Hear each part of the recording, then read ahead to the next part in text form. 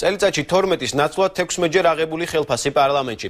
ინფორმაციის თავისუფლების განვითარების ინსტიტუტის მიერ გავრცელებული მონაცემებით 2012 წლის იანვრიდან 2013 წლის 31 იანვრის ჩათვლით პრემიის სახით დეპუტატებმა 2,5 მილიონზე მეტი ლარი მიიღეს. მათ შორის იყვნენ პარლამენტის ისეთი წევრებიც, ვინც ხდომებზე საერთოდ არ დადიოდა. ნაციონალური მოძრაობის დეპუტატების მიერ აღებული წლიური პრემია კი 18-დან 31,000 ლარამდე თანხას მოიცავს. ბოლო მოწვევის პარლამენტში პრემიების სისტემით უმრავლესობის წევრებიც სარგებლობდნენ, თუმცა ამის მიზეზი 2012 წლის საბიუჯეტო პარამეტრები იყო. დავით უსუფაშვილის განცხადებით იანვრიდან ეს სისტემა გაუქმდა.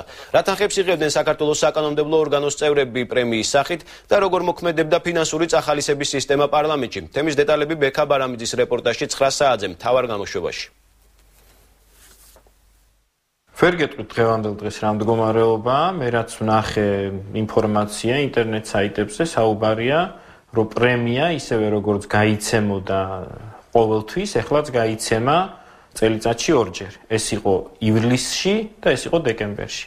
ეს გრაფიკი მე რამდენადაც ვიცი, ეხლა შენარჩუნებული. ეს საუბარი იყო პრემიის გაცემაზე, ერთ შემთხვევაში 1 და მეორე შემთხვევაში 2 სახელფასო დანამატით. დღევანდელ დღესაც მე ვიცი, რომ 2013-ის ბიუჯეტში ასევე არის ეს ყველაფერი.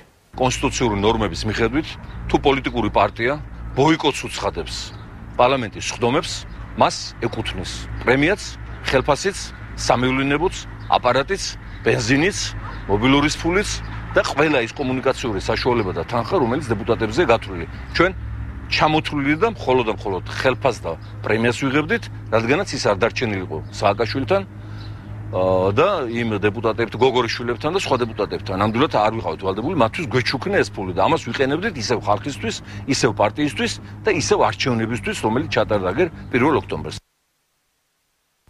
2012 წლის ბოლომდე ჩვენ იძულებულები ვიყავით გვემოქმედა უკვე დამტკიცებული საბიუჯეტო პარამეტრებით და პარლამენტის წევრთა და თანამშრომელთა შრომის ანაზღაურების დამკვიდრებული პრაქტიკით.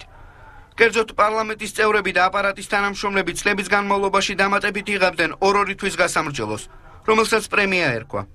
ამ მექანიზმით იმალებოდა ის ფაქტი, რომ პარლამენტის წევრების ყოველთვიური შემოსავალი წლის განმავლობაში 25%-ით აღემატებოდა მათ ოფიციალურ ყოველთვიურ ხელფასს. მეტიც 2008 წელს პარლამენტის წევრთა რაოდენობის შემცირების შემდეგ ბიუჯეტში ისე ვიდებოდა შემცირებული 75 დეპუტატის თანამდებობრივი სარგო და ეს თანხა ყოველთვიურად 280 ლარი პრემიის სახით 4 წლის განმავლობაში ნაწილდებოდა დარჩენილ 150 დეპუტატზე.